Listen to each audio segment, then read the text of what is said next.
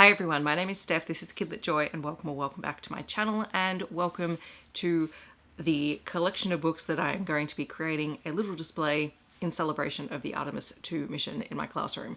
So full disclosure, Artemis II launched as we were finishing up our first term at school. So I fully haven't had a chance to have a conversation with my students about the Artemis II mission much at all.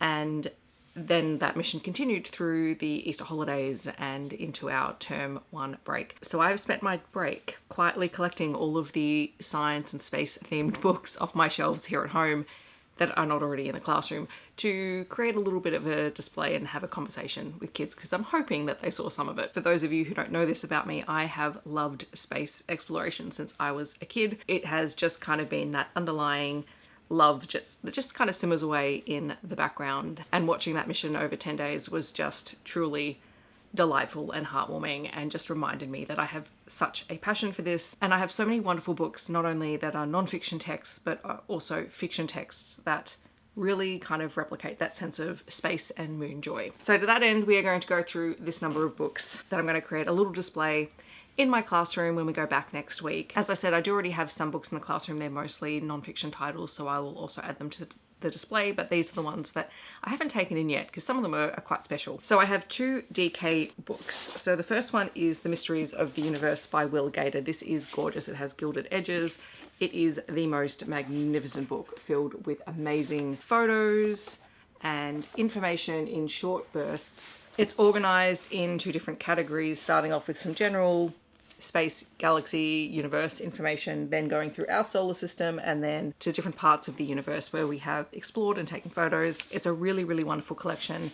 It's a giant book. Hopefully they will enjoy flicking through it. And then to go alongside that is the Anthology of Stargazing, a collection of constellations and other wonders in the sky. This is a really good companion book to this, even though this was Gator, this is Abigail, Beall. This one actually goes through, what is a constellation, how are constellations discovered, what are the constellations, and this one specifically is organized into Northern Hemisphere and Southern Hemisphere constellations, which I love because that's really helpful as someone who lives in the Southern Hemisphere. A lot of the times in TV shows and movies, kids hear about Northern Hemisphere constellations, whereas depending on where you are, depends on what you can see in the night sky. So having one that specifically lays it out in Southern Hemisphere and Northern Hemisphere is fabulous. I just realized one of the things I forgot to say about The Mysteries of the Universe is that it also has a visual guide in the back of the book. So if you want to know more about sunspots, you can go to page 32. So it has its traditional index, but it also has a visual index, which is great for kids. And then another non-fiction title that I am going to be taking in is Deadly Science, the Solar System, edited by Tutt. This is part of Australian Geographic's Deadly Science series. So while this looks at general information about the solar system, there is also an Indigenous lens on this. So throughout the text, there are little snippets of Indigenous astronomy knowledge, which is just amazing. It's something that I'm really passionate about learning more about over the course of the year. And I've got a couple of really great First Nations texts that I'm planning on reading or rereading to learn a little bit more myself. This one is kind of your traditional information text, goes through all of the planets and information about all of them with great photos, lots of little diagrams. It's wonderful. Then moving into something that is a little bit more narrative non-fiction is Curiosity, the Story of a Mars Rover. Sorry about the glare, because I did cover these so that they don't get ruined, by Markus Motum. This is the story of the Mars rover Curiosity. It literally tells the story of how it came into existence, kind of the science, the build up to it, the build up to the launch sequence. It includes diagrams, really amazing illustrations throughout the book, and Curiosity the rover has this really great personality, which I think is great to teach kids about why and how we land robots and the purpose of them, what they actually do while they're there. I do know that Markus Motum has an International Space Station book, and I'm really, really keen to get my hands on that. It is on my wish list, because some things just have to go on the wish list. And then some picture books and also a manga. I think I might start with the Australian ones. There is Alone by Scott Stuart. So Scott Stuart you might know through his books My Shadow is Pink, My Shadow is Blue, My Shadow is Purple. But this is all about feeling alone and wanting to find a friend. And in this case, Earth is feeling really lonely, tries to make friends with the other planets in the solar system. doesn't quite work, and then finds a best friend in the moon. It has a little bit of an allusion to how the moon was formed, but it is a really, really gorgeous story, beautifully illustrated, fun personalities for all of the planets. A great book to open discussions about the really important relationship between the moon and the earth. Then if you're kind of enamored by the crew aspect of the Artemis II mission, Stellarphant by James Foley is a really great one. So this is Stella, who really wants to be an astronaut and go into space, but they don't make spaceships and spacesuits for elephants. She is too big, she's too heavy, and so she sets out to achieve her own dream. So she recruits a team of amazing people / animals to help her achieve her dream.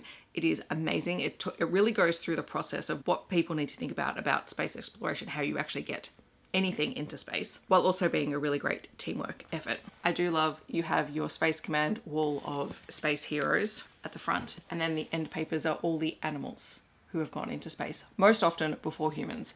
So this is a really great one to open up a conversation of the history of space as well. Then I have a couple of Oliver Jeffers books. Oliver Jeffers just kind of has some really beautiful stories that are set in space. So there is The Way Back Home. And this is about a boy who finds himself stuck on the moon with no way home, and he ends up finding a friend who helps him to get back home. There is How to Catch a Star, which is about a boy who really, really loves the stars and really wants to be able to have a star of his own. You can really tell how much Oliver Jeffers loves space and stars through his books. And then one of Oliver Jeffers' books, which is really more a reflection probably on some of the quotes and reflections we heard from the Artemis II astronauts. Here we are, Notes for Living on Planet Earth. And this is a really gorgeous book for thinking and reflecting on what it means to be human, what it means to live on this amazing planet, which I think a lot of people after, watching this last mission have really started to think about. It is gorgeously illustrated as always, and I think just a really great one to sit and reflect on how lucky we are to have our amazing, beautiful planet. And then the second last book, which is a picture book, is Armstrong, The Adventurous Journey of a Mouse on the Moon. Let's try and not get too much reflection off this, which is, again, the story of an animal who is trying to get into space. This one is a much longer text. We have a lot of wordless pages within the book, but also quite a bit more text than a regular picture book as well. This really has a classic feel to it in terms of the illustration style. It's also done in all of these kind of muted browns and yellows and oranges, which makes it feel a little bit more classic, but definitely a really engaging and enchanting little story. And then the last book that I have here that I am going to be putting on display, I really need to go through all of the books in the classroom as well because I know I have some more in there, is the Disney manga for WALL-E, one of my favorite Disney movies of all time. I love the environmental message in it. If you are at all unfamiliar with WALL-E, in the movie, humans destroyed the Earth by basically having rubbish everywhere, and the entire population has left Earth on ships, and WALL-E units were left over to clean up the planet. And WALL-E is the only one of these units left, and so WALL-E just lives out their existence quite peacefully until a probe is sent back to Earth and discovers that WALL-E has found evidence of life beginning to return on Earth through a plant. And WALL-E is enamored by this probe called Eve and ends up following Eve back to the ship, where all sorts of chaos ensues. And this is just a manga adaptation of it. It's quite short. It has some really great introductions to all of the characters at the start, and since my class are just obsessed with anything graphic novel / manga, I know they will love this. And so that is my little collection of books that I'm going to put on display, hopefully with some photos from the Artemis II mission as well, and we can have a little bit of fun in my classroom talking about space books.